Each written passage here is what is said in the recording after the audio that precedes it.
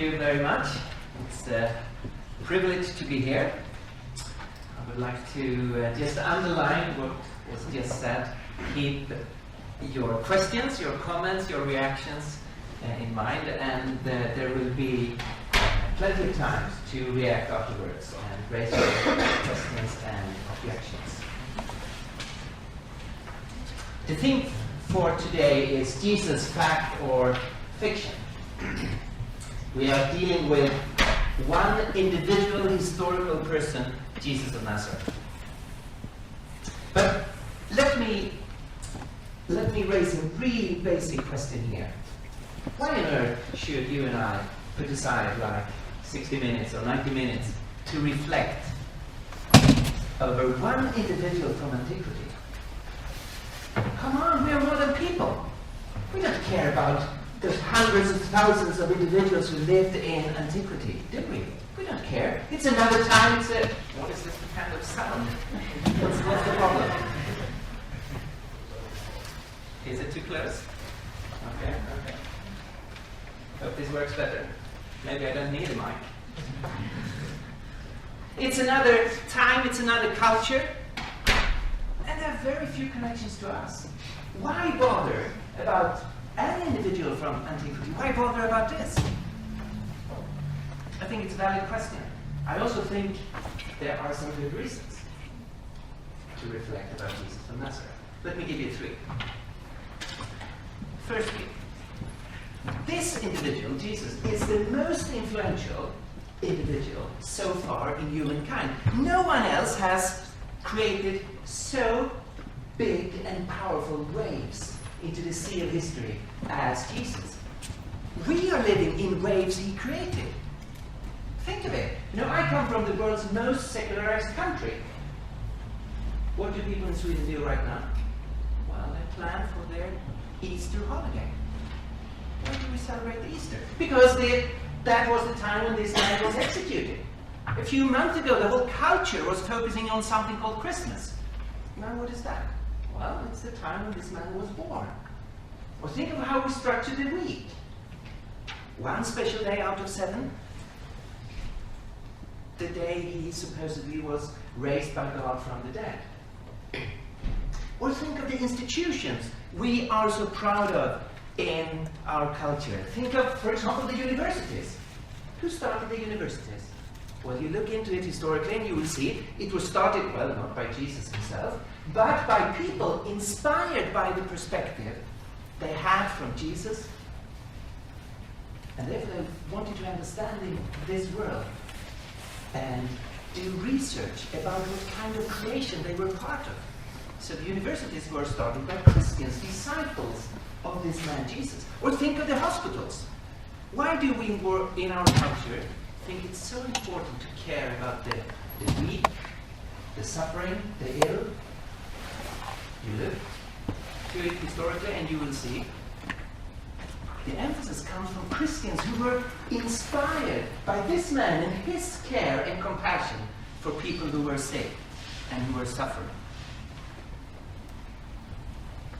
So, my basic point is here. You cannot understand Finland or Sweden 2010 without a reference to this man, because we all live in the waves he created. So, that's the first reason. If we want to understand our own lives, we need to understand something of this man, because he is connected to us or we to him. Secondly, and more important reason, and in order for you to understand what I'm trying to say here, you need to understand the difference between a trivial truth and a dramatic truth. A lot of truths are really trivial.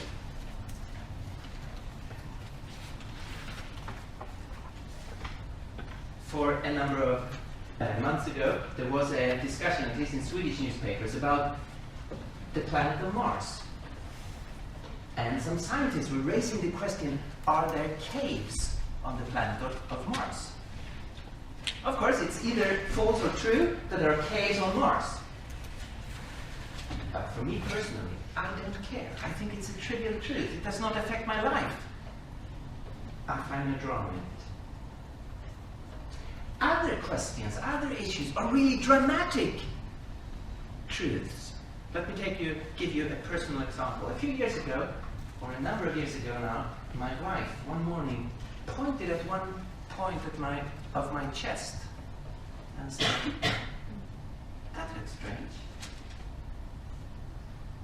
And I had to look down and, yeah, it looked strange.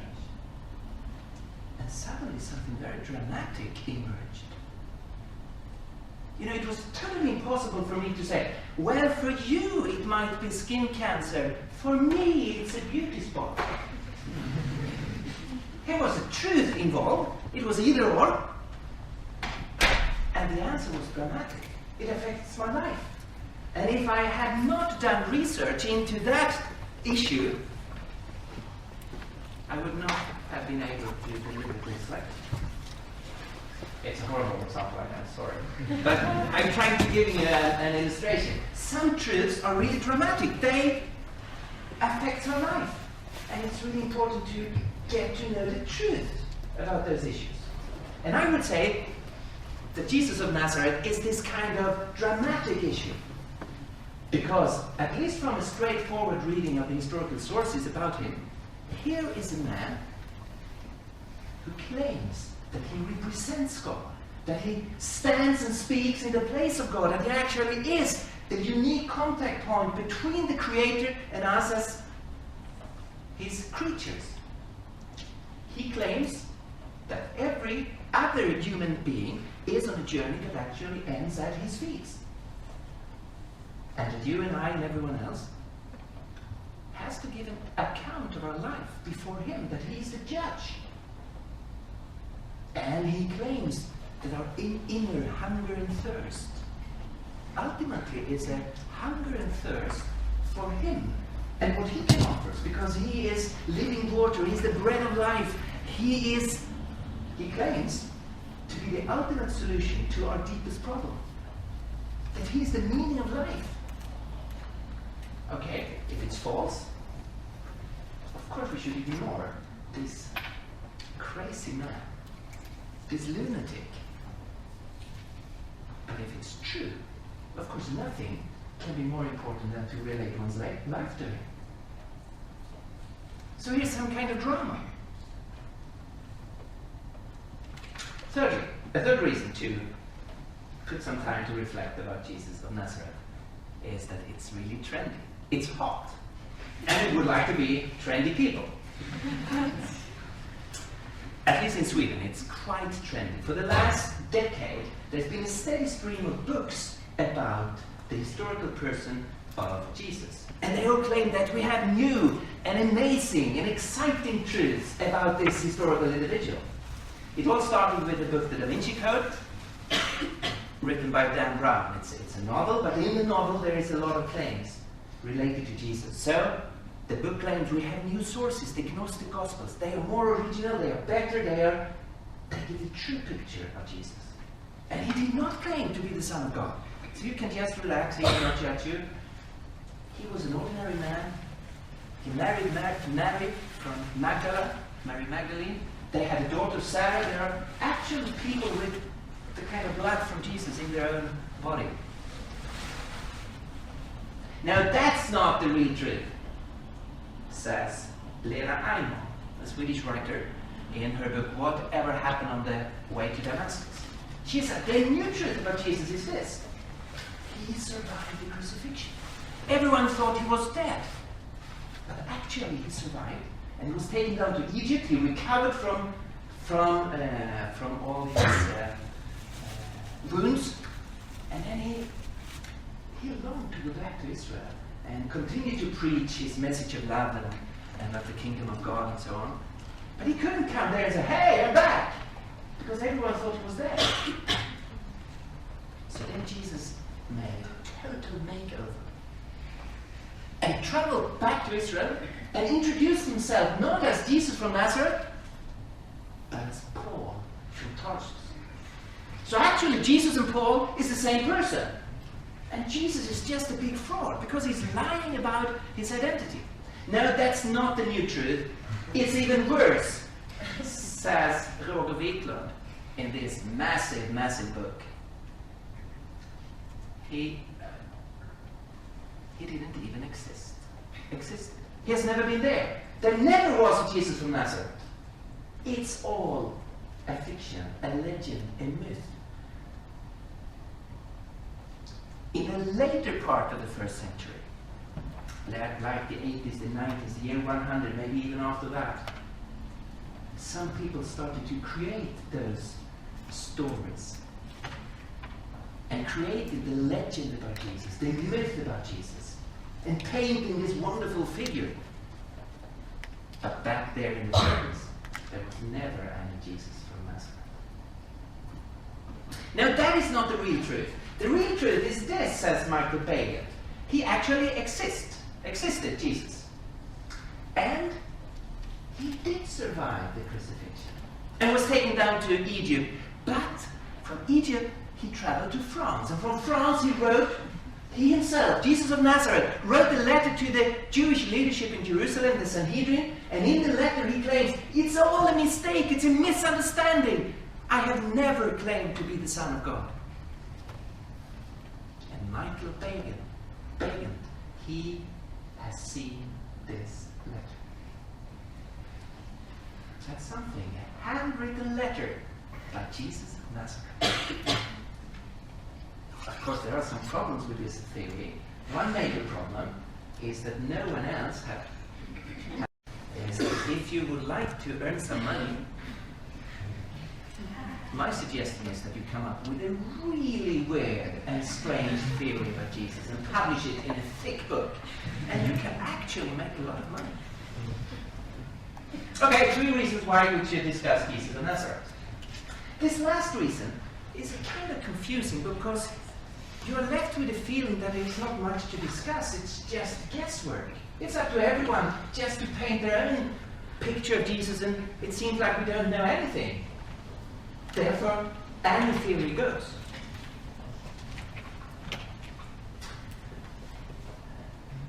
I will devote the rest of my time to try to show what we can know about this figure, if there is anything we can know. And I would like to take it in a very basic approach, going from this question. Here we are, 2010. Back there in the 30s, not 1930s, but 30 AD, supposedly there lived a man, Jesus of Nazareth. The big question is, of course, is it possible for us to come in contact? Is it possible for us to bridge this enormous gap of almost 2,000 years and have some real knowledge about him? Okay, let's start to work. Can we come in contact? The starting question is, of course, this: is history at all possible? Is history accessible to us? Can we know of the things that happened before we lived? You know, if I press my memory, I can press it back to the year when Beatles had their smash hit, She Loves You. But before that, I remember nothing. So, does history for me ends 1963? Maybe there's someone in the audience who can press his or her memory a few years back, earlier, but now, of course, history does not end with our own memories. That would be a really stupid position to hold. At the university, we have history departments studying history. So I would say, is history accessible to us? Absolutely. Yes, it is. It's possible to know things beyond one's own memory. Why? Well, the reason why is that we have access to traces from what was there before us. We have traces. The absolutely most important traces are texts. People who lived before us have written down what happened, what they saw, what was the reason behind certain events, and so on. So we have a description. And then in addition we have artifacts, we have archaeological remains of different sorts. And we also need to discuss, when we look at our present time, what are the causes for the effects we can see today? And all these things taken together, the texts, the archaeological remains, the discussion about what can explain where we actually are today, are traces that we can study and discuss. So history, that is my starting point, is accessible to us. Now, it's open to investigation, and it's possible to gain real knowledge. It's not guesswork. Now, if you start to work with those kinds of questions, it's really important to be able to make the distinction between science and science fiction. And it seems that we as human beings have an inbuilt tendency, a temptation, to all the time ask the question, when we think about history, well, couldn't it be like this? Or couldn't it be like that? Couldn't Jesus have a twin brother? Yeah, why not? Twins is kind of common. It's not impossible to be a twin. Do we have a twin here? Anyone? Oh, look at there. So a number of twins. So we know that is a fact. You can have a twin brother or a twin sister. So couldn't Jesus have a twin brother? Sure, yes. Couldn't they be triplets? Yes. Couldn't they be 4 or 5 or 6? And you can answer yes. You must answer affirmative on all those kinds of hypothetical questions, as long as the answer is at least logical, possible. But that is not a historical question. The question in history is never if a theory is possible. Millions of theories are possible. You know, all those books I referred to earlier, they are working from this kind of principle. Couldn't it be that? And then you can always answer, yeah, could be like that. But that is not science, that is science fiction. So in history, the question is not if a theory is possible. It's not even if a theory is believable, because a lot of theories are possible to believe in. No, in history, the real question is this. If the theory, and now comes the important part, is probable in the light of the facts everyone has access to. If a theory is probable in the light of the facts, and the facts are primarily the texts about this period of time, and the other traces we have access to. And I will try to stick to this principle when we continue here, to look for what is probable in the light of the facts that everyone has access to and can investigate into. Okay, then, really basically, has Jesus existed? Was there ever a man Jesus of Nazareth? In order to answer that question, I would start by asking another question. The Christian church exists. That is a fact. This is the biggest sociological movement within mankind. You can't deny that the church is here. And then, of course, you must ask a question, what started this movement? It has not always been here. There was a time when there was no Christian church, and then, for some reason, this movement emerged and became this big. What started the Christian church? What is its origin? Now, then you have to go to the traces. What can we know about the origin of the Christian church? What do the texts that speaks about the Christian church tells us?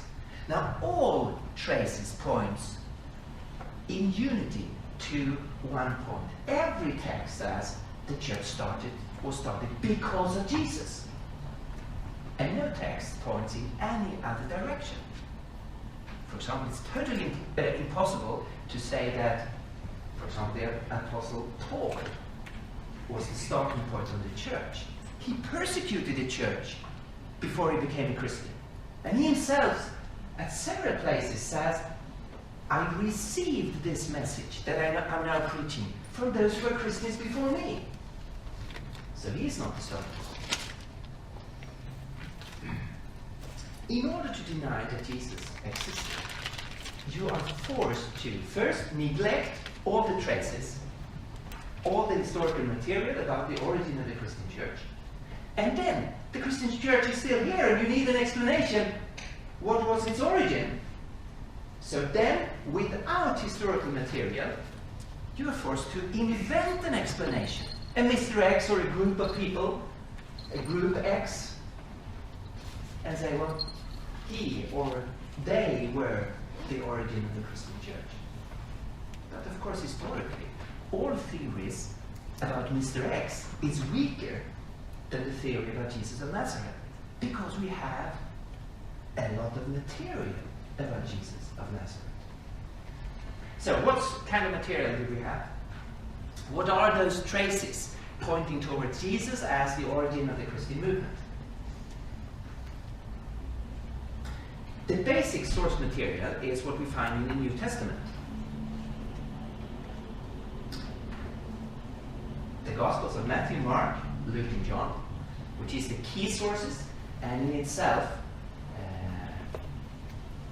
enough to give us information about Jesus. You don't need any other sources, because there is a wealth of information in those sources. There are some material in the letters of Paul related to the historical person of Jesus. Most of his letters is a theological application of Jesus' life and death and his supposed resurrection. But there are some pieces of information about Jesus as an historical individual in Paul's letters. So the New Testament texts are the basic source material about Jesus.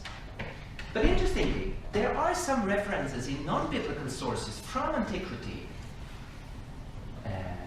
references to Jesus of Nazareth. The two most important are Josephus, the Jewish historian, who writes about Jesus. In two different places, he makes references to Jesus of Nazareth. One place is disputed, and we can have a long discussion about that text. The other section in Josephus is not disputed, where Josephus talks about Jesus' brother, James, and the execution of James. And the other really important non-biblical source material is Tacitus, the Roman historian, who wrote about Jesus. And then in addition to those two sources, there are a number of allusions to or references to Jesus of Nazareth or the emerging Christian movement in a number of other source material.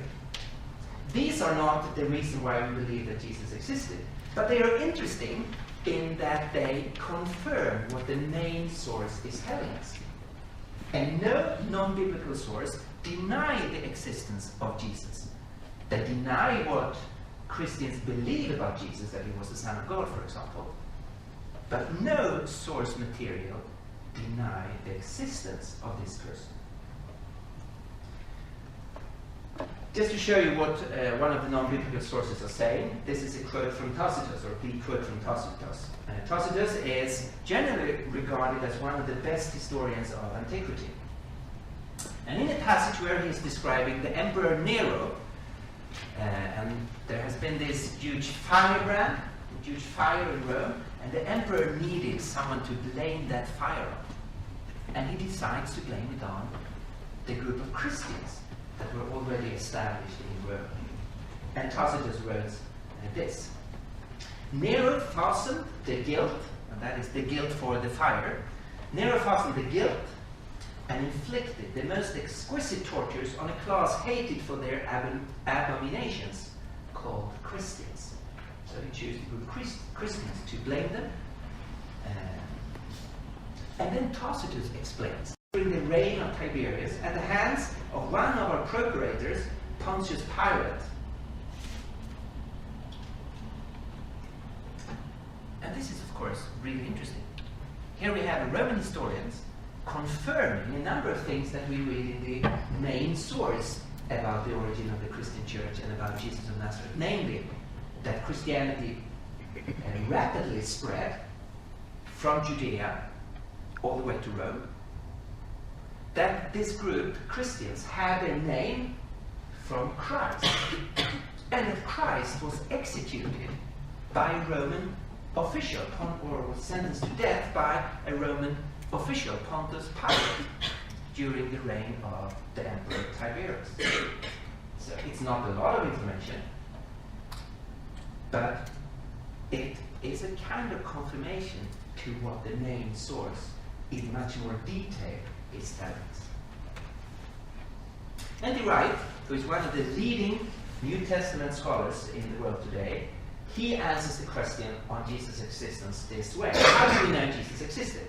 And his answer is, it is quite difficult to know where to start, because actually the evidence for Jesus is so massive that, as a historian, I want to say we've got almost as much good evidence for Jesus as for anyone in the ancient world. The evidence fits so well with what we know of the Judaism of the period that I think there are hardly any historians today. In fact, I don't know of any historians today who doubt the existence of Jesus. It is quite clear that in fact Jesus is a very, very well documented character of real history. So this is not actually an issue. There was a man, Jesus from Nazareth. The real issues are quite different issues. What was his identity? What was his teaching? How do we understand him? What happened after his crucifixion? And so on. That's real issues.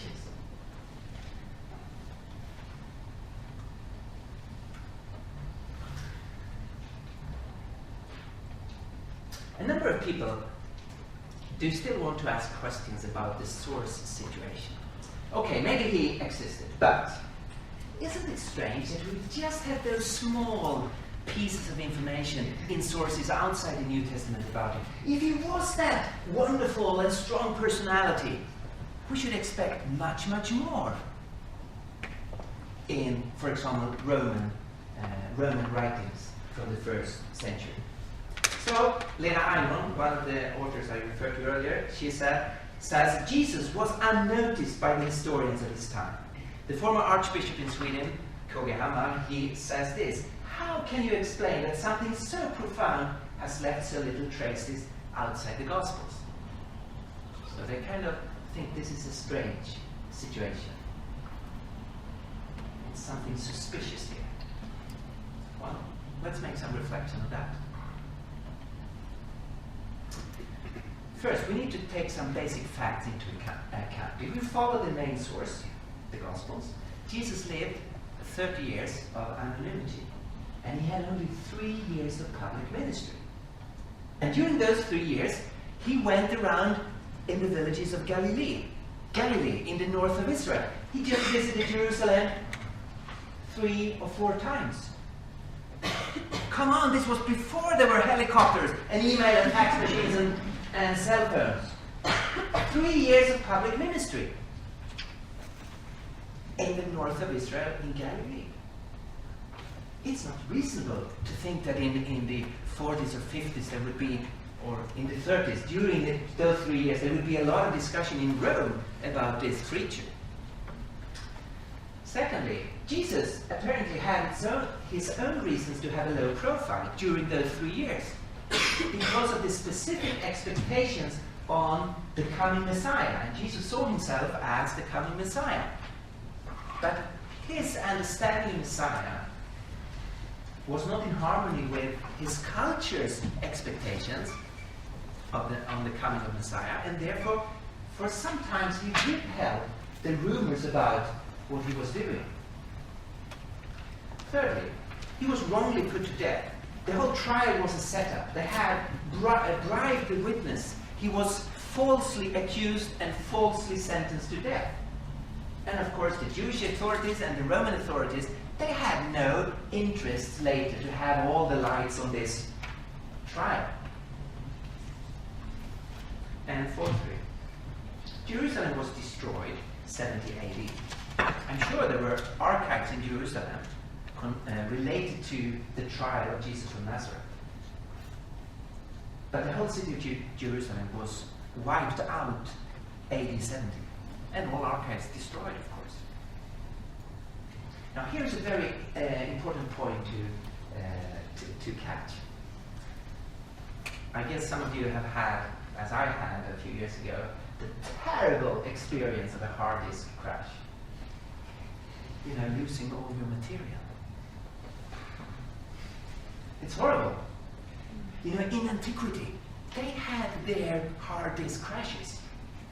Of course, it's a metaphor. But they lost all their written material. Why? Because the libraries were burned down. Because moist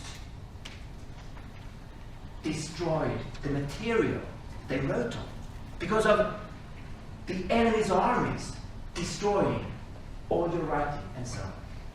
Let me give you an example. This is the Roman historian Suetonius. One of his writings has survived into our time. That is his writing, The 12 Caesars. It's a very important source of information for us about Roman emperors. There we have access to, in part, to 3 other writings. We don't have the whole texts of those 3 writings, but we have part of them. They have survived. But then we know from different sources that Suetonius, he wrote at least 14 other books, and none of them has survived into our time. They have crashed during the transmission through history, and we don't know what they said. It is like that with all writers from antiquity. Most of what they wrote has crashed during history, and we don't have access to it any longer. And this means it's not a very good question to say we should have more material about this event or about this figure. Because it's totally random what has crashed and what has survived. And as a historian, you have to work with what actually has survived. That's life. You cannot ask for all the things that did not survive and have a lot of expectation of how much material we should have access to today. We have what we have. Let me press this on this point a little bit further. If we then take a look at those Roman historians whose texts actually have survived into our time, what is the situation? Who could have written about Jesus? Well, the situation is this. Titus Livius was a Roman historian. He wrote History of Rome from its foundation. He was born 59 BC, he died 70 AD. He couldn't write about Jesus because Jesus had not come public 70 AD. The next historian is Paterculus. He was born 20 BC, he died 30 AD. His book on Roman history ends the year 29. The last event he records is the death of one of the wives of Emperor Augustus. And that death happened the year 29. Could he have written about Jesus? Well, generally, he's not writing about different religious movements and different individuals. He's writing only about things that are directly affecting the Roman Empire. And therefore, he is, of course, concerned about the royal family and so on. But still, just as a possibility, could he have written about Jesus of Nazareth? Well, that depends on how you date Jesus' public ministry. There are 2 alternatives. One is that Jesus' public ministry was AD 30 to AD 33. If that is the case, of course, Paterculus could not write about Jesus. He died before, or his writing ends before Jesus was public. The other alternative is to date Jesus' public ministry 27 to 30. But that still means that Paterculus, whose writing ends 29, actually cannot write about Jesus. Because the year 29, Jesus still has not come in contact to the Roman officials. He is still a preacher up in the different villages in Galilee. So Paterculus has no chance to write about Jesus. Then, the next Roman historians, whose texts have survived into our day, That is Publius Cornelius Tacitus. And he actually writes about Jesus. I just quoted it. What he is saying about Jesus of Nazareth. There's nothing strange in the situation. The first Roman historians, whose texts have survived into our day, that could have written about Jesus, he actually writes about Jesus.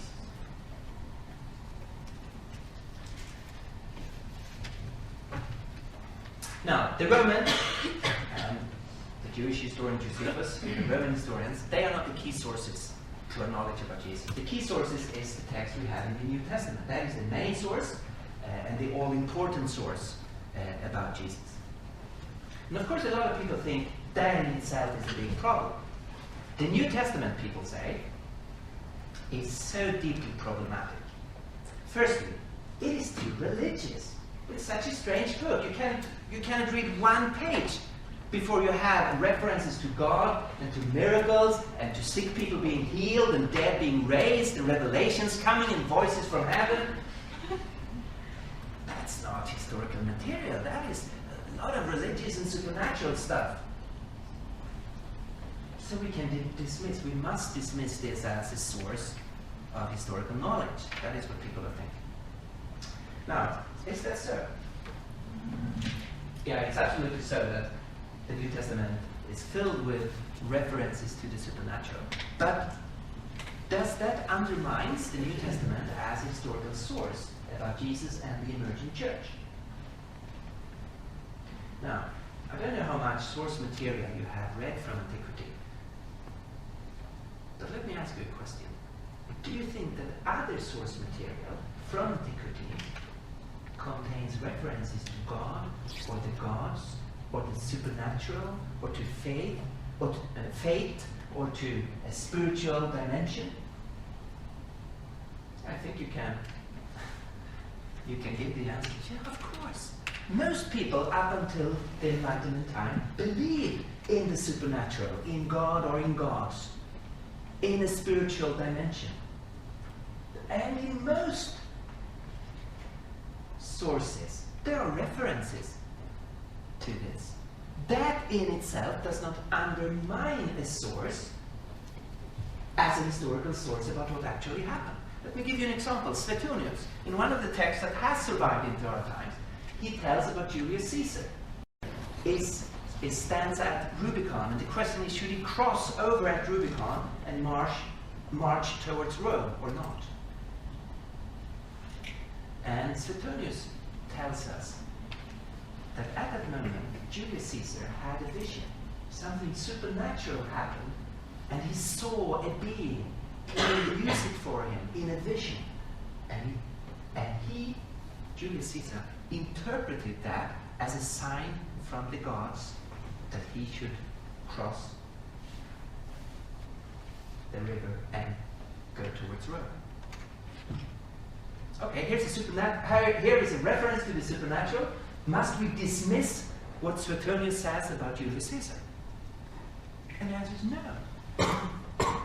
We do not need to accept this reference to the supernatural and believe in the vision or that this was a signal from God, but we can still obtain historical knowledge about what happened in Julius Caesar's life and at this time and place. It's the same with the New Testament.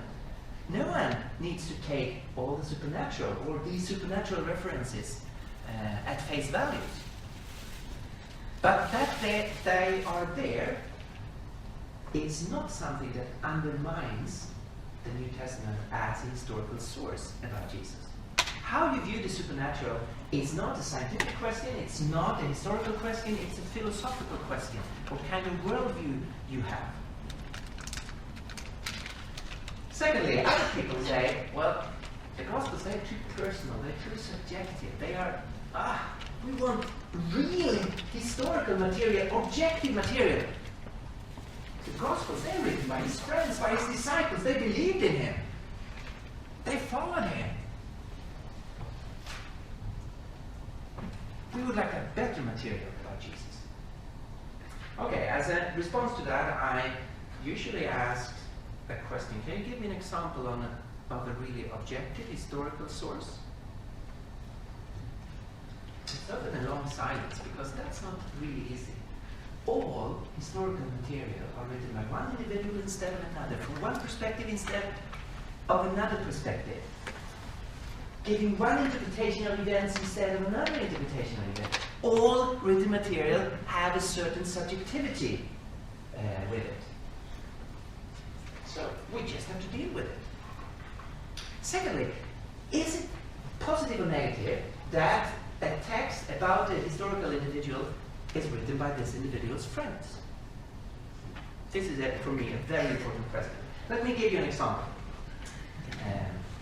We take someone else from antiquity and we ask the question, how can we actually know things about a person from antiquity? Let's take this old man, Socrates, the world-famous philosopher, Socrates. Dictionary knowledge about him would tell us something like this. He was a philosopher, 400 BC. He lived in Athens. He had his own teaching method. He was not using PowerPoints. He were using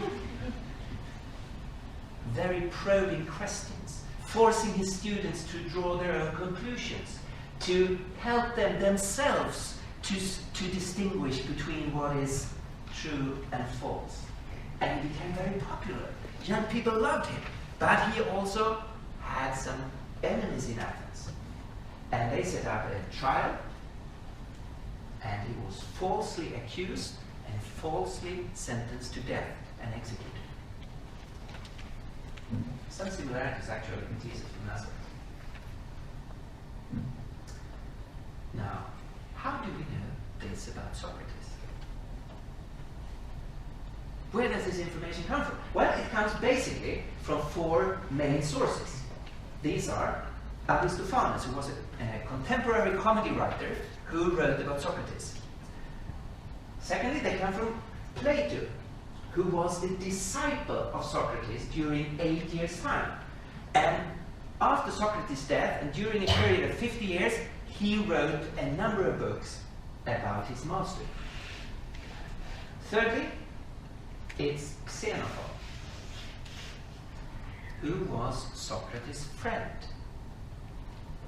Xenophon was not himself such a bright philosopher, so he cannot capture the philosophical mind of Socrates. But he wrote instead 3 friend books about his friend Socrates.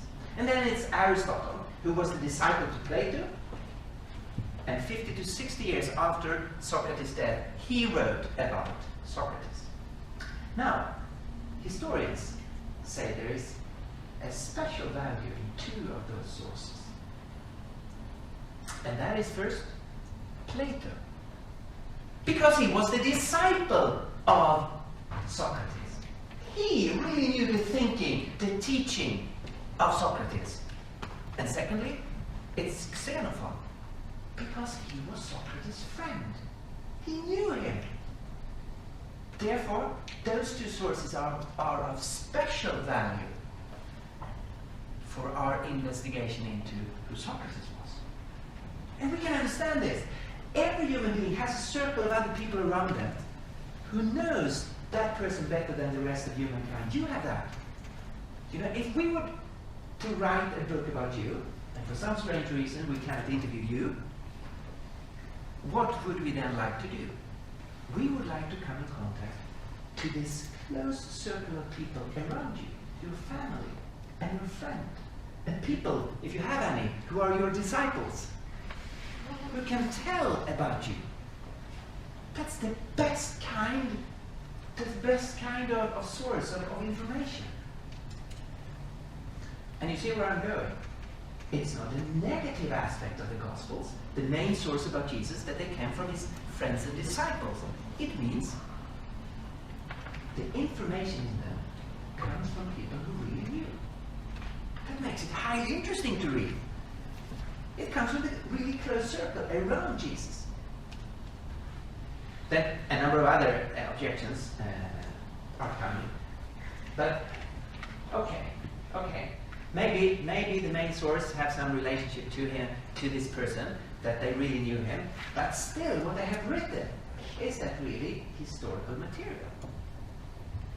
It's such a churchy stuff, and so, we have it for sermons and devotions, and it's used, you have it in leather books with gold on the side, and is this historical material? It seems like religious, mystical texts more. Actually, a number of theologians have had this perspective for several hundred years. So, for example, again, the former Archbishop in Sweden, Kogahama, he has written, "The Gospels are, by their character, faith witnesses. They gave us a testimony about the faith amongst the first Christians, but not about the historical Jesus." So his perspective is, these are not historical sources about Jesus. These texts reflect just what the Christians or what the church thought about Jesus, dreamt about Jesus, hoped about Jesus, maybe a year 90 or year 100 or something. So we are coming in contact with Christian sermons, not historical information about Jesus. Okay, what to say about that? Here the question of genre is absolutely decisive. What kind of texts are these? I hope you have your imagination with you. We'd like to invite you to a thought experiment. You have just been offered a new job at the daily newspaper here in Turku. Okay, your job is to open all the post that is coming. Well, it's modern day, so you have to read all the mails in the inbox. Hundreds of mails come. And you need to be really clever in understanding what kind of texts you are receiving. Because you are to read all these mails and then forward them to different departments at the newspaper, and then they will come into different sections in the newspaper. And all different kinds of texts are coming. Very serious, heavy political editorials discussing world affairs. And then very humoristic chronicles, and then sarcastic texts, and then you have a lot of advertisements, and you have soup recipe, and then you have very solemn texts about people that has just died, and about bereavement and burials and so on. Now, if you cannot, and you have comics coming in and so on, if you cannot distinguish different genre, what a text is, you will be in deep trouble. Publishing sarcastic text as political editorials, mixing soup recipe and text about people that just have died. It will not work. You will be fired. I'm sorry, you're losing your job. Okay, here's a text coming. It's from a guy called Luke. Long text, you have no time to read it all. You can just read the introduction. It says like this, and you have to think, what kind of genre is it? Many have undertaken to draw up an account of the things that have been fulfilled amongst us, just as they were handed down to us by those who from the very first were eyewitnesses and servants of the word. Therefore, since I myself have carefully, now I would say, this order makes everything he can to give us genre markers, what kind of text he intends to write. This is about things that have been fulfilled, that events that has happened, that were seen by people, so they are eyewitness information. And this writer, he himself, has carefully investigated into those events and those eyewitness reports, and he has decided to, in some kind of chronological order, write it down, and he assures that the information he gives is certain. Now, of course, he can be a liar and everything can be false. I'm not denying that. But the genre here, what the author intends to write and wants us to understand, is that he would like to write about historical events that took place, and that this is a result of historical investigation. That is the genre. Koga and his view is today also outdated. It's not only a misunderstanding, I think, of, for example, the introduction of the Gospel of Luke, it's also, in terms of New Testament research, an outdated view. During the last few decades, there has been a great change in the understanding of the Gospels and what kind of texts there are. This is a quote from Richard Burridge and his book, What Are the Gospels? A comparison with Greco-Roman biography. And Richard Burridge is one of the leading New Testament scholars when it comes to the genre discussion. What kind of literature are the Gospels? And he writes at the end of his book this: the identification of the Gospel genre as a type of Greco-Roman biography has now become the consensus among New Testament scholars. So the Gospels are today viewed as a subdivision under Greco-Roman biography. They want to present and introduce a historical figure and tell things about his life. When were the main sources about Jesus written? How close in contact to Jesus are they? Jesus' public ministry was around year 30. The Gospels in the New Testament are all first century writing. They were all completed before the year 100. The standard dating is that the Gospels were written from the 60s to the 90s, beginning with the Gospel of Mark. It's possible to give an argumentation for an earlier dating, but I go with what is today the standard in New Testament source. It means that it was about 30 years between Jesus' public ministry and the first written account about his life. Now, let me tell you something really scary. I remember what happened 30 years ago. It's true. Of course, a lot of things that happened 30 years ago I've forgotten. A lot of things I have just a very vague memory of, because I've not thought about it for 30 years. Other things I know in detail and can retell in detail because it's been so important in my life. And I've been very often been thinking about it and talking with other people about it. For example, 30 years ago, I met my wife. There are a number of events I could tell you. What we did and what we said and what happened and so on. When the Gospel writers started to write down the stories of Jesus, it was not like after 30 years one day they had it. Oh yeah, in my younger days I met this guy Jesus. Oh yeah, I should write something down.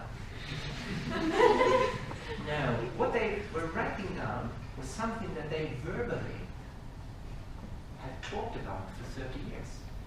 And we know today, and this is due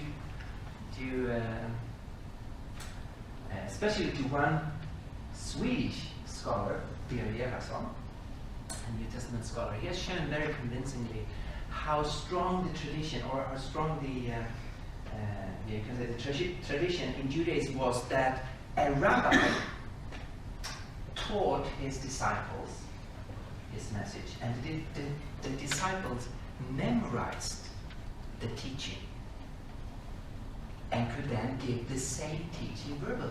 And it was the responsibility of the disciple not to change or add the teaching, but deliver faithfully what he had memorized from the master.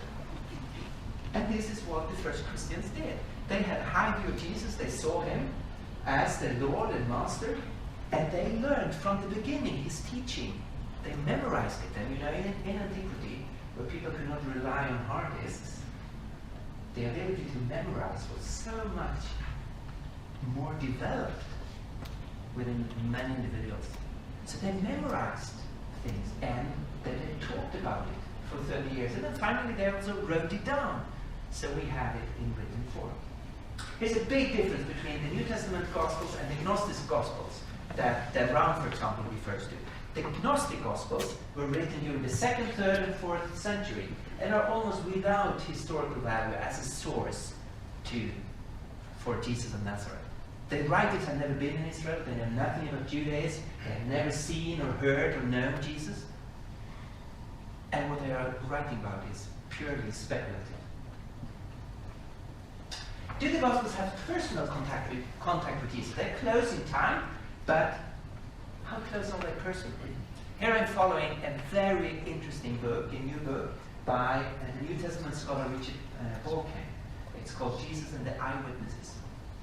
Richard Borkham says that there are good arguments to say that the oldest, the first Gospel, the Gospel of Mark, actually, in terms of its content, comes from the Apostle Peter. There are three arguments. The first is that the church father Papias, around 115 AD, he tells about Mark and says that Mark was the translator, the interpreter of Peter. And that when Mark wrote down his gospel, he had the content from Peter. So actually, in the Gospel of Mark, we have Peter's story written down by his interpreter, Mark. Secondly, there is a hint of this in the Gospel of Mark itself. It has been shown in other texts from antiquity that an author could give a hint of where he had his information from by making what is called an inclusio.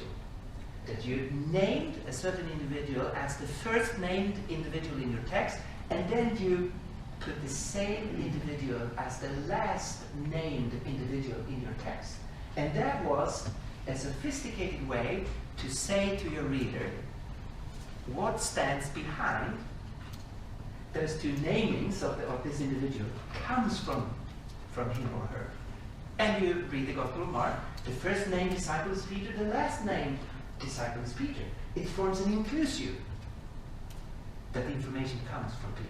And thirdly, if you try to read the Gospel of Mark, you will see that Peter is more frequently mentioned in Mark's Gospel than in the other Gospels, as if written from a kind of Peter perspective. So it makes really sense in relationship to the text to say the content comes from Peter. Now this is highly interesting. If this is true, we really have information from the close circle around Jesus. This was his main disciple and one of his closest friends. It's hard to imagine any more interesting source of information about Jesus of Nazareth than Peter. In addition, the Gospel, they have the ring of truth. With that I mean, they are interestingly honest about things that were really embarrassing for its authors and for the leadership of the early church. You know, we know in our time the strong temptation to Photoshop a picture. You know, there are things you don't like about yourself, and you can make some changes. That's wonderful. We who can edit texts, we have a strong temptation to cut out things that are not really positive about ourselves.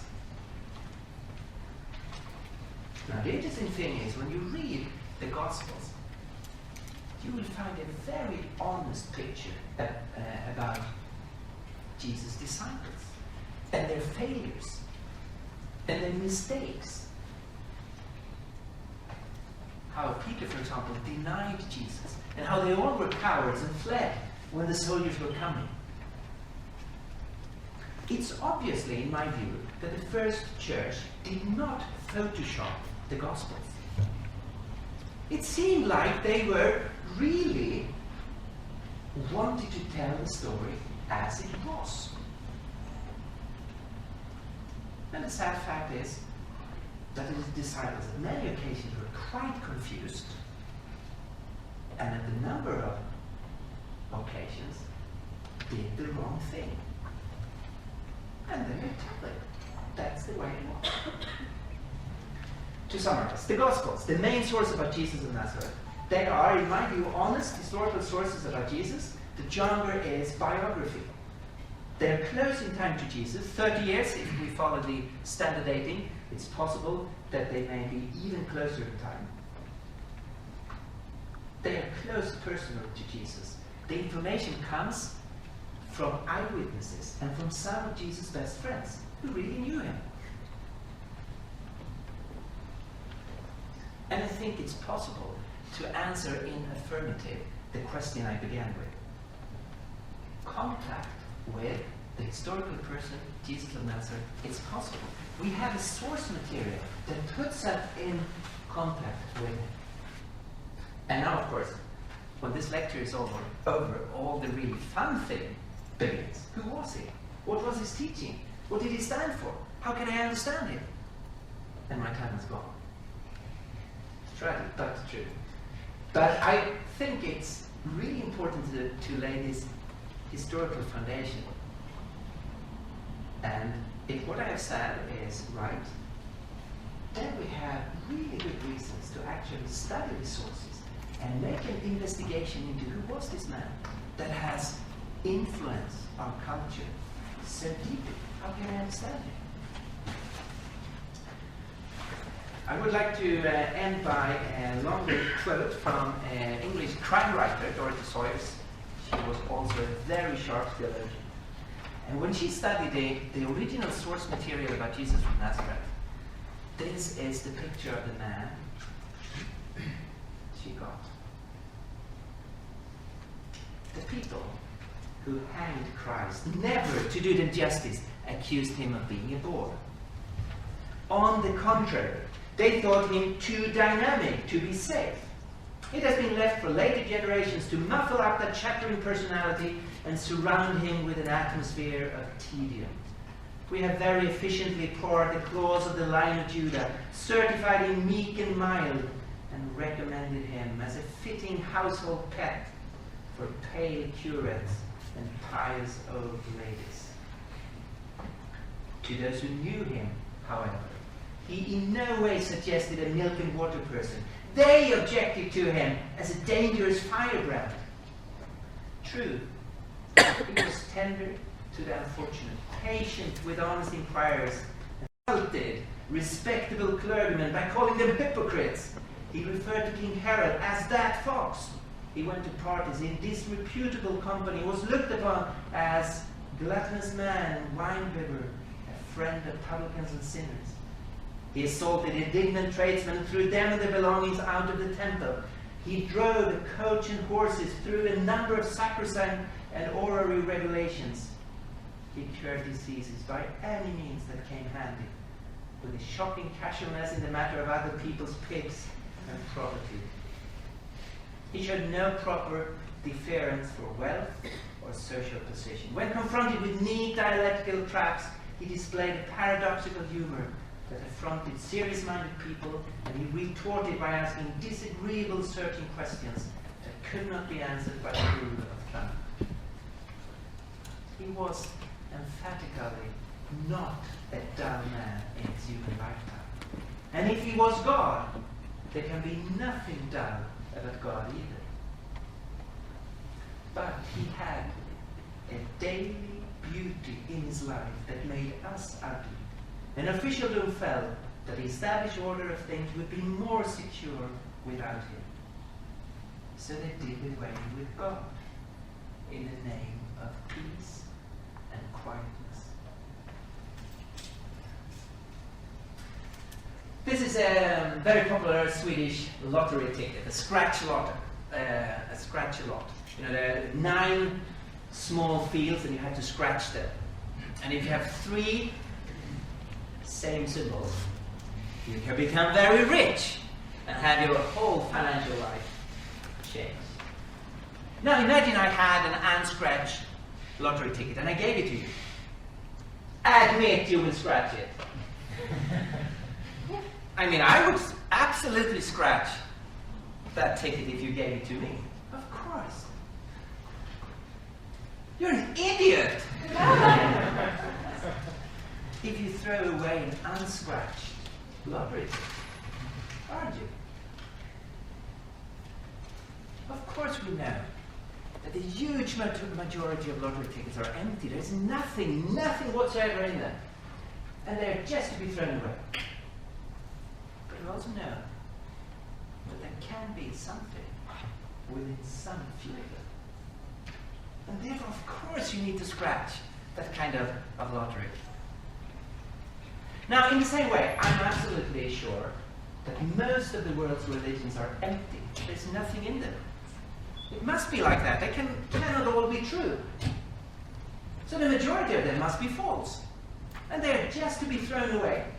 There's nothing valuable within them. Or very little valuable within them. But you cannot throw them away, I think, without investigation. And for me this goes especially with the Jesus ticket. If this man is right in what he's saying, he is an enormous richness for a life. He can change it in every aspect of it. If it's true. If it's false, throw him away. Never bother about him anymore. But you cannot, in my mind, be a reasonable person and throw away and unscratch it, Jesus loved. You need to do something with it and then make a decision. I meet so many people in Sweden who are filled with prejudices in this area. They have never read the original source material. They have no real knowledge, but still they know that Jesus is not interested. Now that is prejudice. You cannot know that if you have not made an investigation into the sources. And that is my challenge to you today. To study the original source material. Why not Mark? The shortest, the earliest source material about Jesus. And make an investigation before you make up your mind. Thank you very much.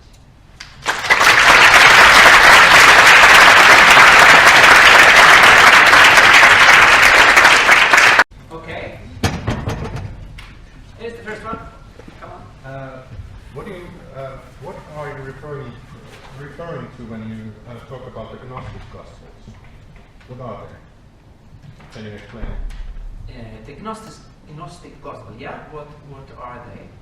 They are a number of books that were, we had some knowledge about them from earlier on, but we didn't, a number of the texts we did not have access to until 1950 when they were found in the Nag Hammadi desert in Egypt.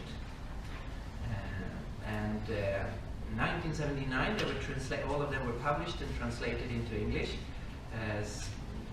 I'm saying that because a lot of people had an impression that there are some very secret things that Christians do not want to be public and so on. They've been public and translated into English and accessible to everyone since 1979. You can all read the Gnostic Gospels. They are texts from a movement that is called the Gnosticism from the 2nd and 3rd and 4th century, which was not a Christian movement, but some of them within the Gnostic movement, when they saw the success of the Christian faith, they took some leading Christian figures and then published texts in their name in order to have more credit to their own message. So there is, for example, the Gospel of Thomas, or the Gospel of Philip, or the Gospel of Mary Magdalene, which are Gnostic Gospels. They were not written by those persons whose name they have, but people assigned them to that name. I often say that I highly recommend people to read the Gnostic Gospels. That is the best way of not being interested in them, because they are such weird and strange writings, and nothing to do with the Gospels in the New Testament.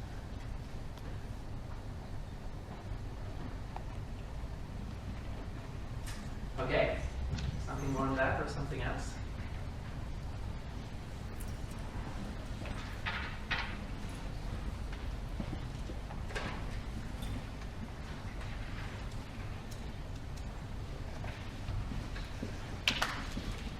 Yes?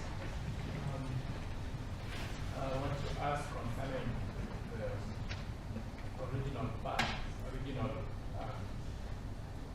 information, as you call them, the Gospels.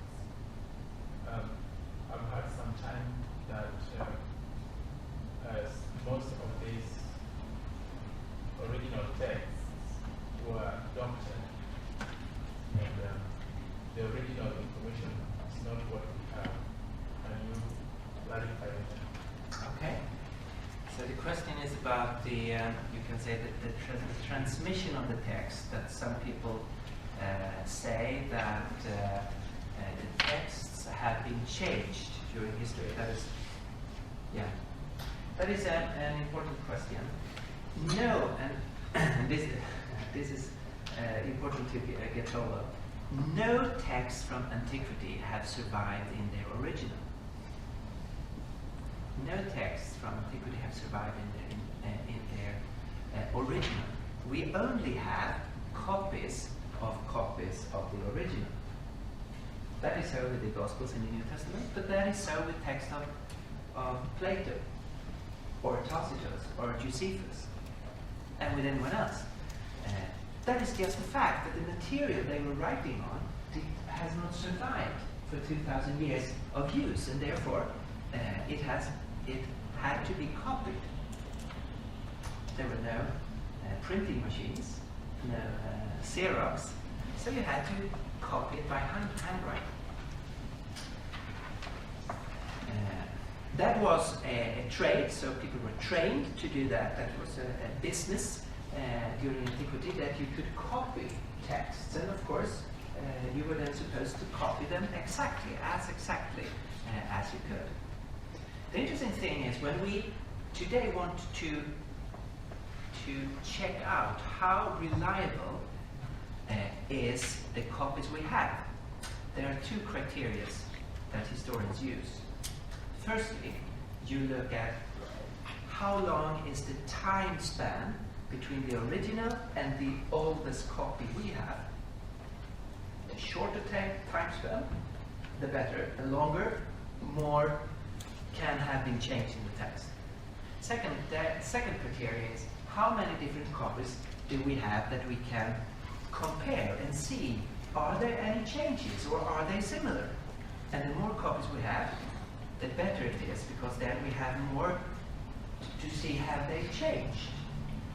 Have they been tampered with? Now, the general picture with texts from antiquity is that you have a time span between the original and the oldest copy we have, and that is about 7, 8, 9, 1,000 years.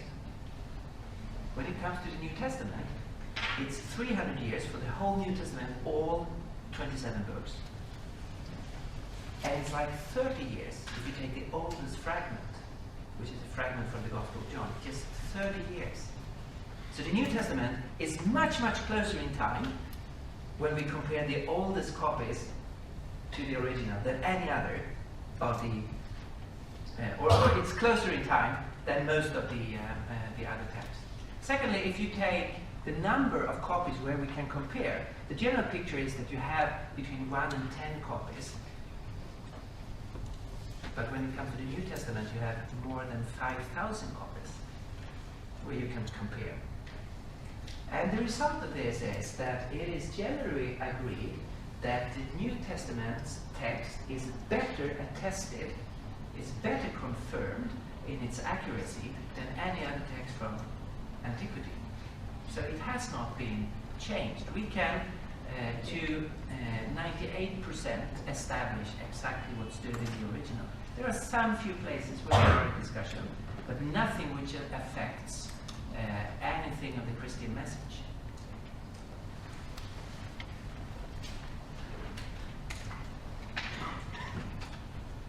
Okay? Opettaisitko yksi suomeksi niitä 100 kielenkäytälläkin vähän hommia? Mitä sä sanoisit sellaiselle henkilölle, joka ajattelee, että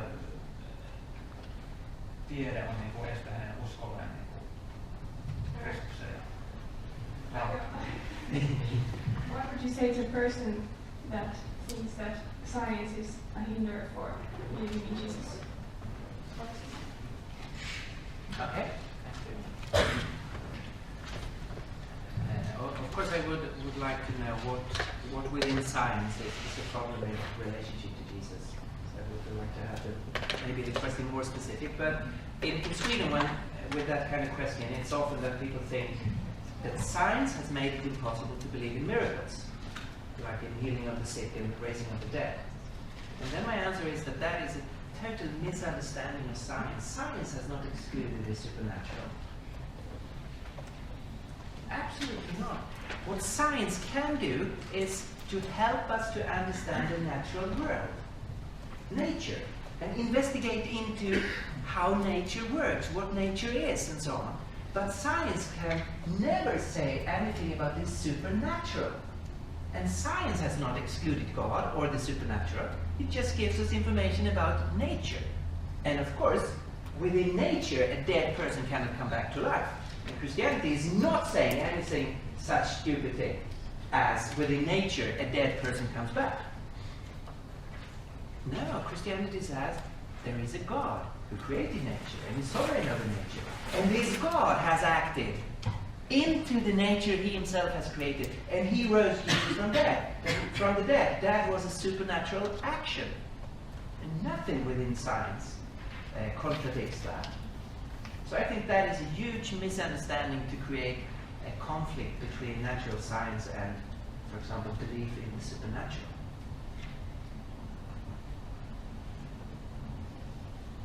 Yes? I was wondering, do you guys, if you like research stuff like this, do you have like material about Jesus in like kind of official papers, like in court and stuff, if he was like convicted to death, or is it just the gospel things? Do you have any other like kind of documents? There are no court documents from the trial, and the oldest sources we have about Jesus is Paul's letter and then the Gospels. So it's the New Testament material. And as I mentioned in my lecture, this is not a surprise since all archives in Jerusalem was destroyed AD 70 when the Romans just destroyed the whole city. So it's not to expect any documents. And of course most documents also from Rome has disappeared. There is actually an early reference in one of the church fathers that he refers to some documents in Rome. There's some discussion about how we should interpret that, but one interpretation is that at that time there was actually some court material about Jesus. But like most material from courts from antiquity, that is destroyed, so we do not have access to it today. But there was material before. Yeah, that is. This is one thing that historians, they do not deny that Jesus lived, and secondly, they do not deny that Jesus was executed by crucifixion. That is undisputed, his death. And of course, then there must have been documents because it was an official trial. Pontius Pilate, the Roman official, was the one who sentenced Jesus to death. So that is generally assumed that some kind of reports about this must have been there originally, but we don't have access to it. Yes? I just wanted to say something to address what she said. I was in India some years back, and I asked one of the Christians that, how did you people come in contact with Christ? How did you get to become Christians? Because about 90% of the population are Hindus. And he said that his grandfather was among the priestly families. And they have this book that guides Hindus. It's called Veda or something like that. And it was in that book that I came across Christ, Jesus Christ. And he became Christian, his family became a Christian, without any contact with American preachers or British preachers. And that was really, really fascinating to me as someone. It encouraged me that even in the Hindu faith, they have Jesus, and even though they believe in millions of gods and spirits, it was unique. What he talked about Jesus was actually unique, and that the priest and whatever lineage decided to sideline it and talk about some other things just to control people. Okay, thank you. Yeah, for sure, Americans are latecomers in the Christian church. So the gospel message was there for a long time before that. I'm not sure you would find anything about Jesus Christ in the Hindu Vedic text, so I would actually question that. There is, of course, a lot about Krishna, but that is referring to totally other figure.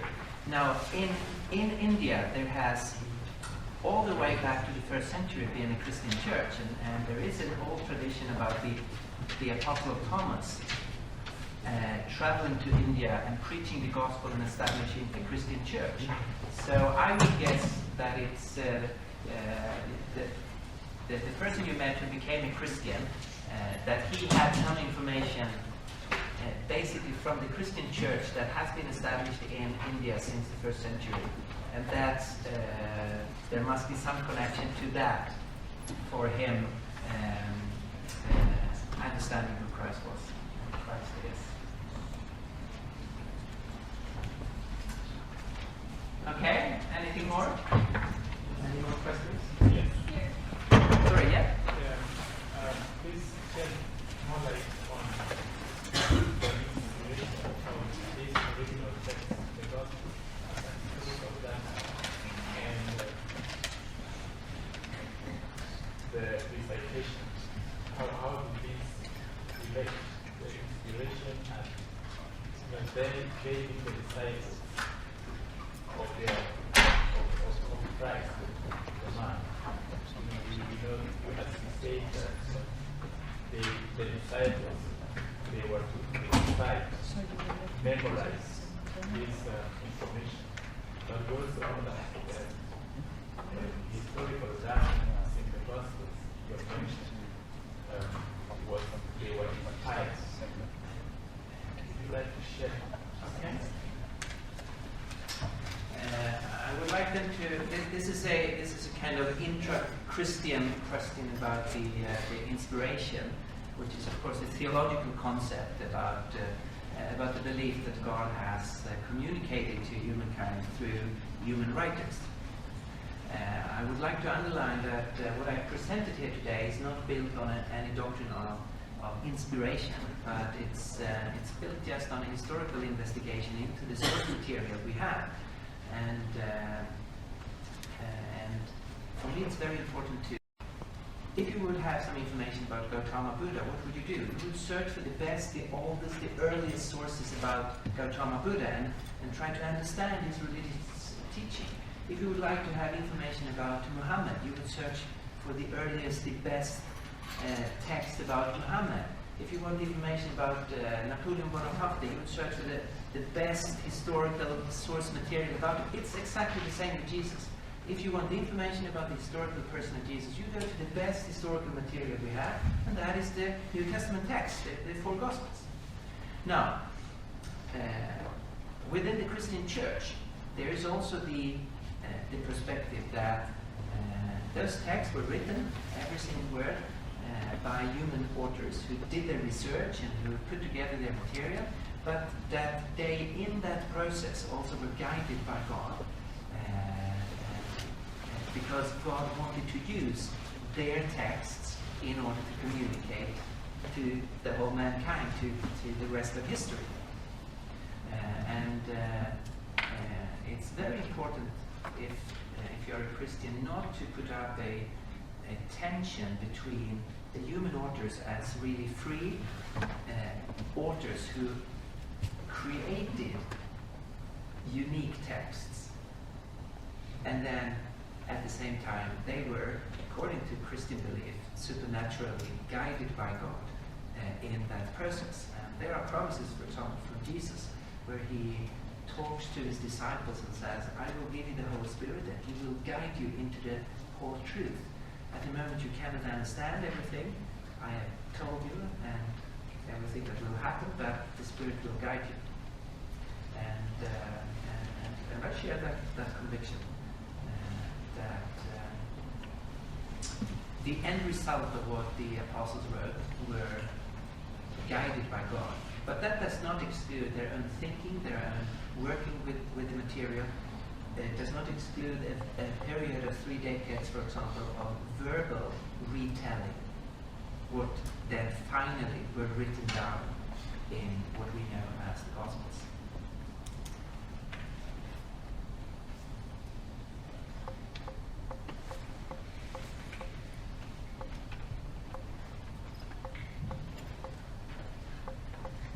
Okay. The last chance. Yes? What about translations? You said that the earliest example of the New Testament are from almost 30 years after the actual happening. So, what language were they written in then, and how much are New Testaments of today like actually translated from that actual source, or are they just translated from some English word? Okay, so it's a question about translation. The whole New Testament is written in Greek, in that certain form of Greek language which is called koine, which differs slightly from classical Greek. We are very fortunate to have today good translations from the original Greek, not translations from other translations. So your different Finnish translations are from the original Greek, and in Sweden we have several translations of the New Testament, which goes back to, or the translators have worked with the Greek, the Greek text, and try to translate that into Swedish. And you can, if you compare, depending on how many languages you know, but if you compare a Swedish translation and a Norwegian translation, an English translation, a German translation, you would see that there is not many big problems here. That the basic message of the New Testament is exactly the same in those different translations. There can be individual verses where you can say, oh, obviously it's possible to have this nuance or that nuance, but the basic message, it's crystal clear, I would say, whatever modern translation you take.